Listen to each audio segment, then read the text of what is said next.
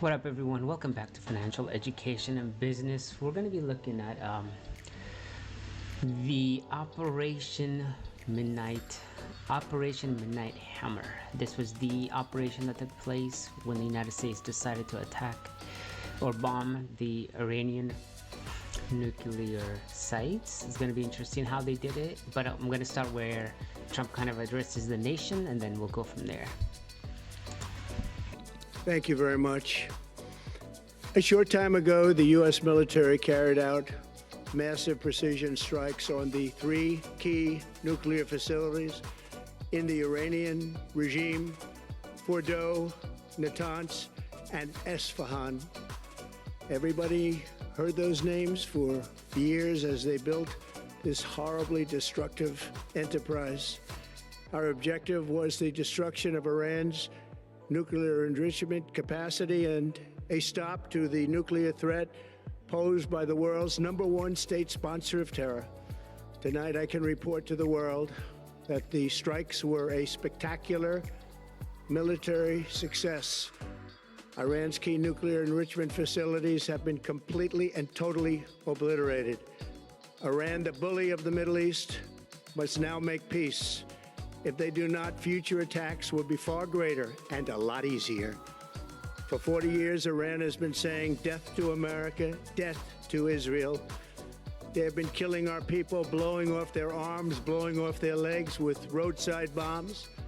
That was their specialty. We lost over 1,000 people, and hundreds of thousands throughout the Middle East and around the world have died as a direct result of their hate. In particular, so many were killed by their general, Qasem Soleimani.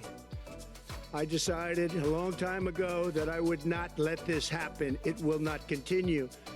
I want to thank and congratulate Prime Minister Bibi Netanyahu. We worked as a team like perhaps no team has ever worked before.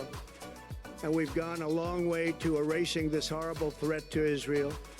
I want to thank the Israeli military for the wonderful job they've done.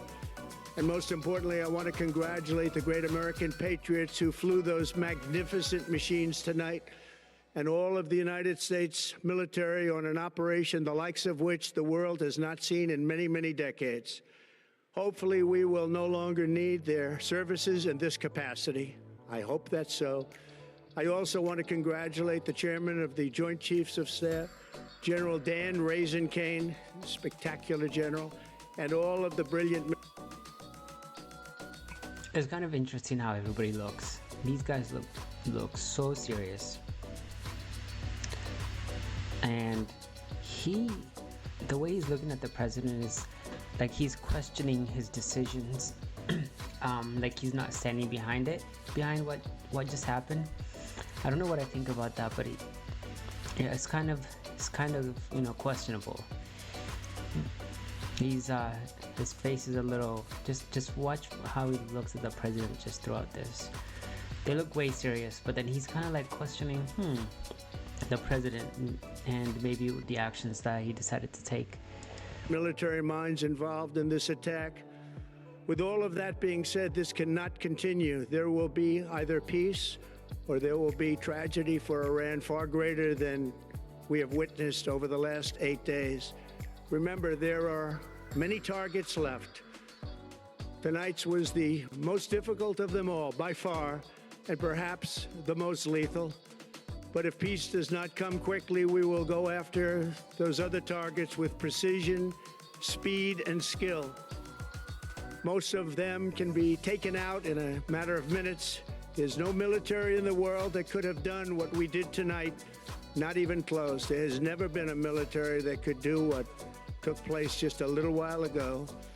Tomorrow, General Kane, Secretary of Defense, Pete Hegseth will have a press conference at 8 a.m. at the Pentagon. And I want to just thank everybody, and in particular, God. I want to just say we love you, God, and we love our great military. Protect them. God bless the Middle East. God bless Israel, and God bless America. Thank you very much. All right, well, now let's go into how the operation took place. We're gonna watch it on maybe on play speed at 1.5, and then if it's too fast, I'll slow it down. So basically, what it looks like, this operation took place something like this. While everybody was worried about these bombers and these refueling planes, these stealth bombers went in and just destroyed all 3 sites, came back and returned like 36-hour ride back. Pentagon announced an update on last evening's strikes against 3 key Iranian nuclear sites. Let's listen. Chiefs will demonstrate it was an incredible and overwhelming success. The order we received from our commander-in-chief was focused, it was powerful, and it was clear. We devastated the Iranian nuclear program. But it's worth noting the operation did not target Iranian troops or the Iranian people.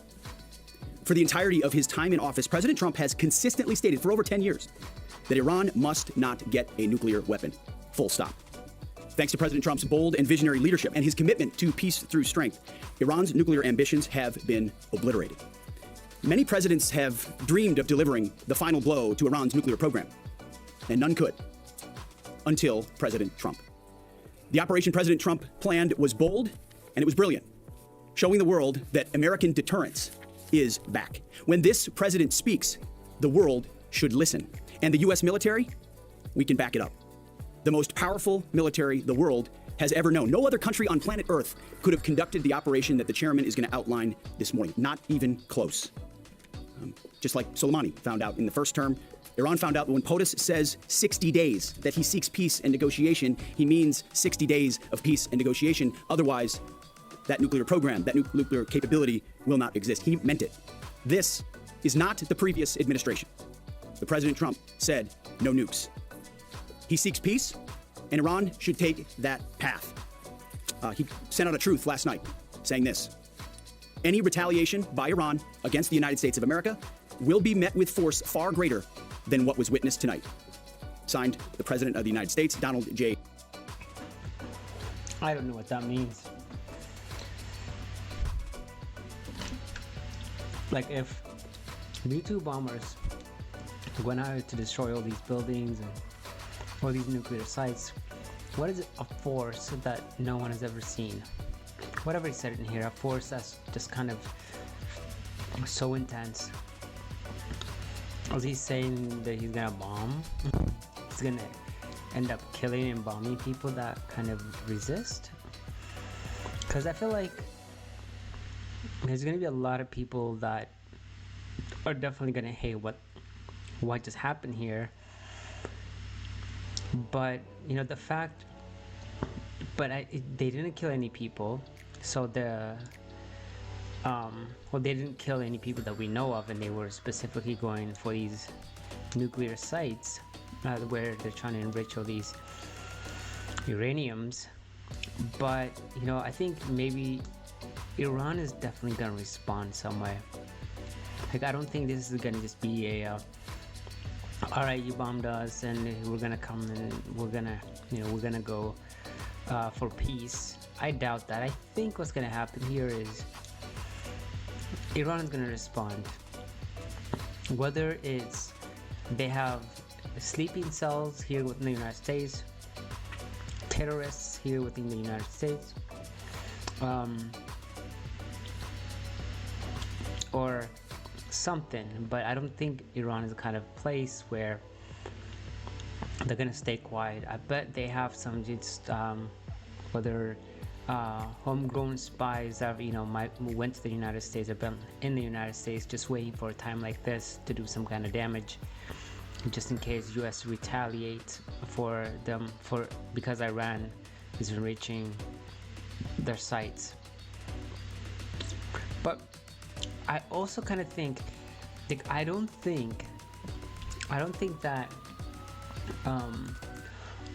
we actually hit what we need to hit, because Trump has been saying that he's not gonna let Iran build any kind of nuclear sites, any kind of enrichment forever, for 10-15 years.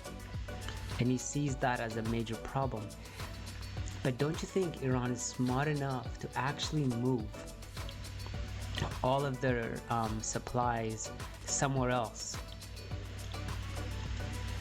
before even before the Trump took office. 2018, even this year. That's what I'm thinking here. I believe we may have hit all these buildings, but I believe that Iran definitely moved much of their supply somewhere else. And this kind of emboldens Iran in a different way, because now obviously they built all these nuclear enrichment sites in the mountains, out in the desert, outside the city. But you know what's going to happen next time is they're just going to build it in the city, under hotels and hospitals. And then how is the US going to bomb a hospital, bomb hotels, and large skyscrapers? Because that is going to be a harder mission versus just sending these B-2 bombers and, you know, destroying these locations that are outside the city. So I don't know. I think this is kind of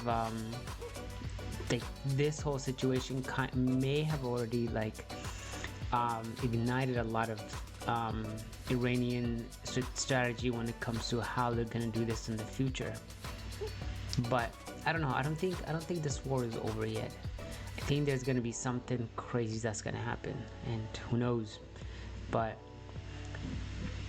it kind of begs, like, if I'm in the stock market and I'm invested, obviously this is an investing channel, should this be some kind of fear that, you know, investors should be considered about? And I think this is a real fear. This is a country that says like death to America, death to Israel, and they hate America. The whole government hates America, and probably some of the people as well. And so, you know, as an investor, it does scare me that something crazy is going to happen in the United States. So should I, you know, maybe go cash heavy? Should I, do I need to kind of get out of the stock market, you know, a certain percentage, maybe 70-20, 70% cash, 60-40, maybe 60% cash, 40% stay in the stock market? So it kind of begs, like, how do I need to strategize my portfolio? Because there's going to be a retaliation, and we're going to see what that's going to look like.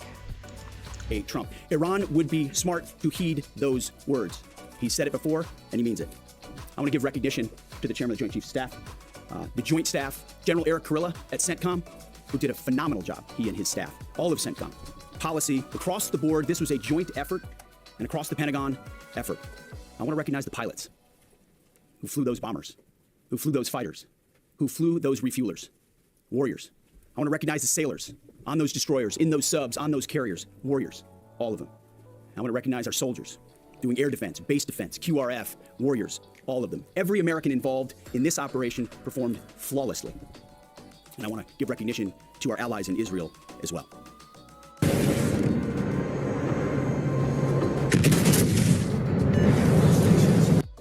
This is a plan that took months and weeks of positioning and preparation so that we could be ready when the President of the United States called. It took a great deal of precision. It involved misdirection and the highest of operational security. Our B-2s went in and out of downtown of these nuclear sites, in and out and back without the world knowing at all. In that way, it was historic. A strike that included the longest B-2 Spirit bomber mission since 2001 and the first operational employment of the MOP, a massive ordnance penetrator.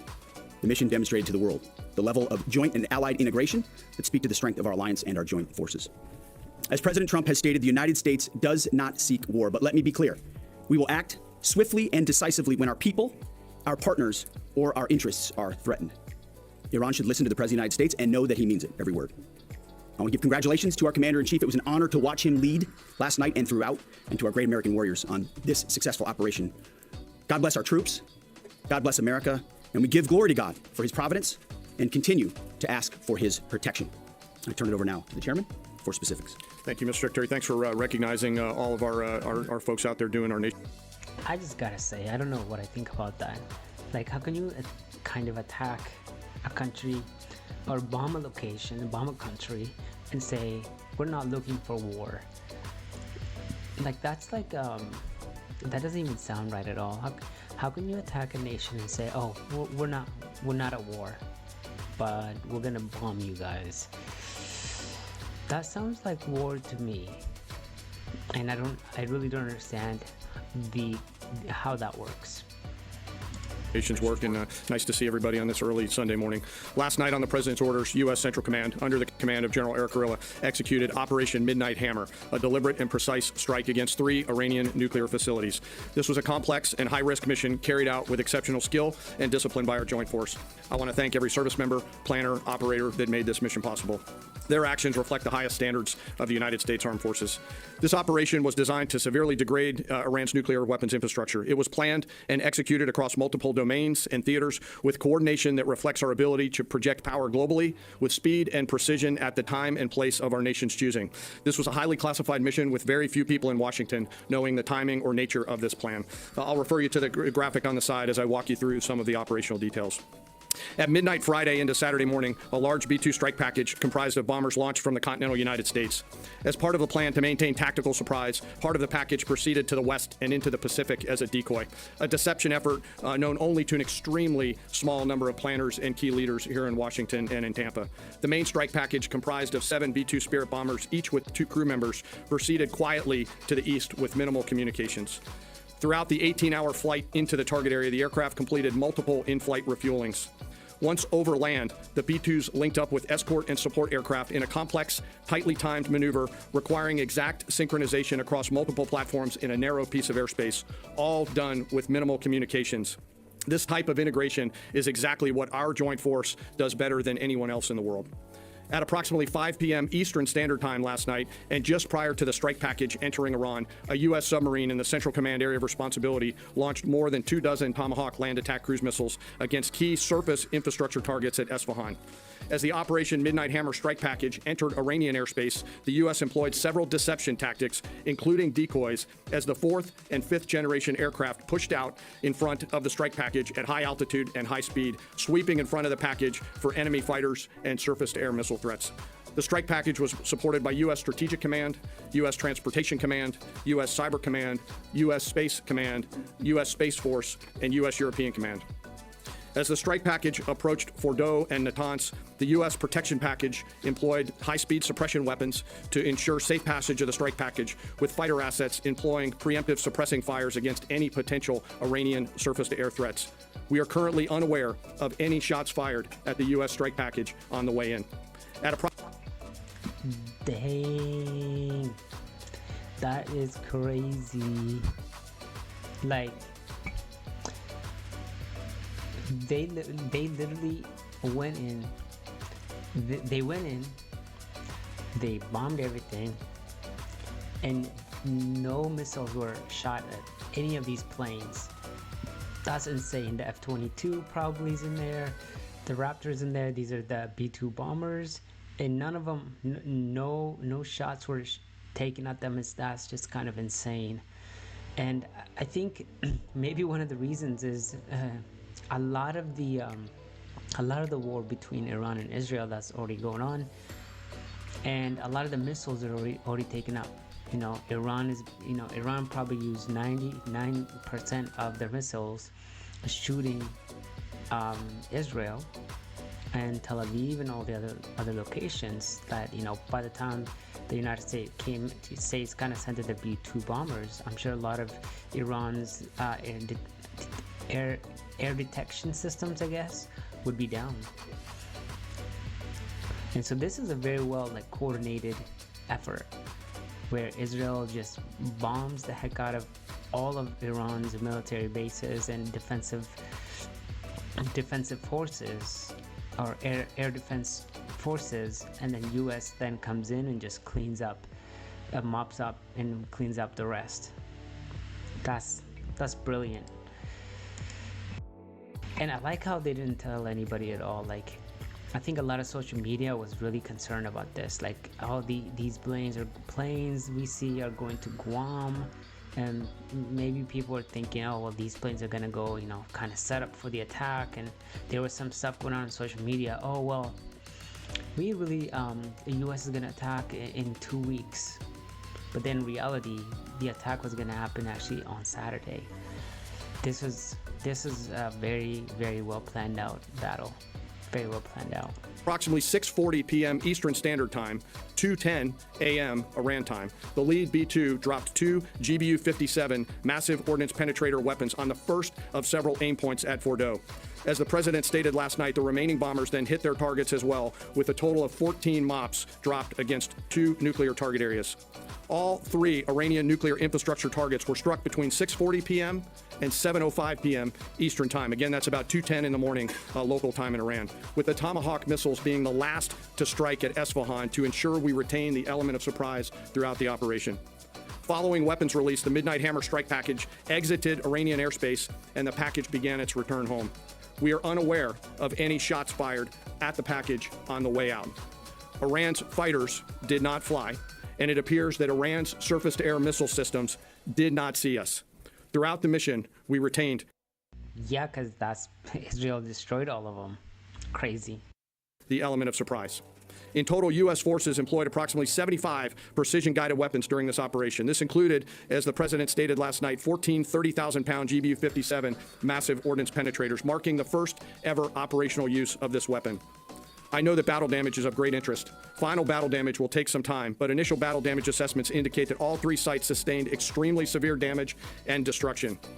More than 125 U.S. aircraft participated in this mission, including B-2 stealth bombers, multiple flights of 4th and 5th generation fighters, dozens and dozens of air refueling tankers, a guided missile submarine, and a full array of intelligence, surveillance, and reconnaissance aircraft, as well as hundreds of maintenance and operational professionals. As the Secretary said, this was the largest B-2 operational strike in U.S. history and the second longest B-2 mission ever flown, exceeded only by those in the days following 9/11.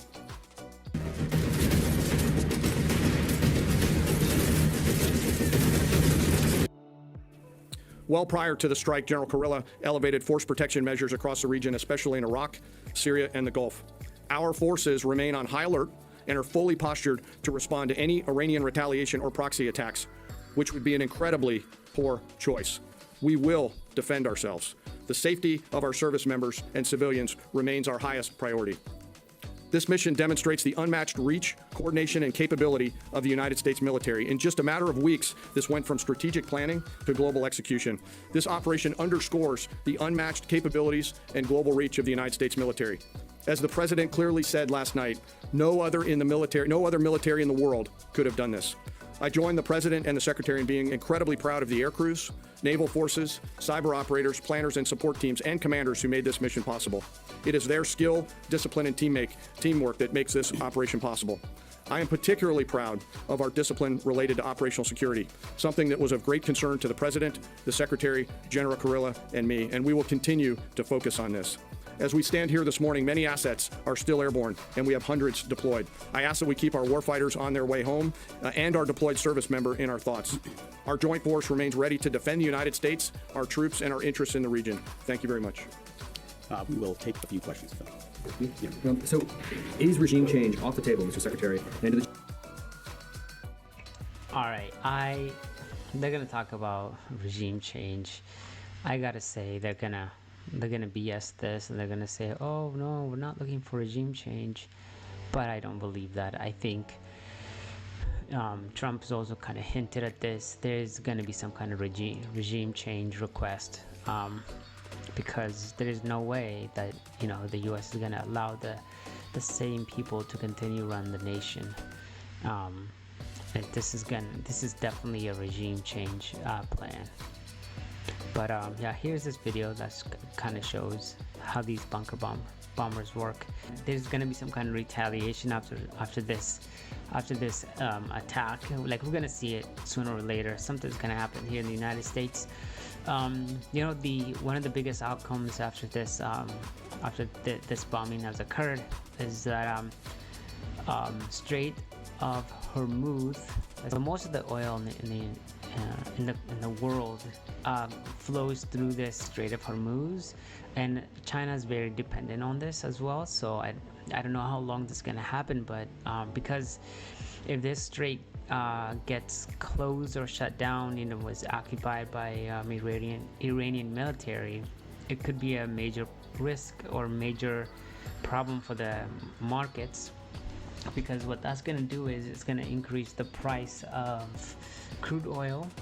So Iranian parliament approved a measure June 22 endorsing the closure of Strait of Hormuz, a major oil transportation route, following a U.S. strike. The good thing about the United States, we're not dependent on it, so we really don't have to worry about anything hit there, because we have all the oil and electricity that we need. Around 20% of the world's oil and gas flows through the narrow channel connecting the Persian Gulf and the Gulf of Oman. Its closure would likely mean a rising fuel cost for global consumers, including the United States. While the Iranian state media reported that the parliament had agreed to endorse blocking the strait, the decision ultimately belongs to Iranian Supreme National Security Council. And so I don't know if they're actually going to do this. I think it's gonna be a problem. President Trump has already kind of said, hey, China, because China, benefits from this. Trump kind of said, hey, China, you better encourage these guys to, not retaliate, otherwise I might send another message. So this is the Strait of Hormuz right here, and they're kind of like shutting this down here. And obviously a lot of oil. Iran has a ton of oil, and they send that to Israel, and obviously they share it with Saudi Arabia. And I guess channeled through here and to all around the world, and obviously 20% of the world's crude oil kind of flows through this channel here. So I don't think they're gonna shut it down fully, or if anything, it's not gonna last that long. But the futures market is showing that the market's kind of down, and this is definitely gonna be a problem here. So we're seeing the market in red. I'm surprised that the VIX is still down 1% here, but it doesn't look like the US markets are taking this too seriously. This is not gonna last too long. Commodities are obviously up. Oil, gas, Dow Jones is up 1/8 of a base point. Dollar index is up. US 30 is down, but barely. I'm surprised how much these are down. You would expect after such a big war or such a big strike, the market would be down significantly. So all right, and I think that is it. Thank you so much for joining me. I'll be back again tomorrow.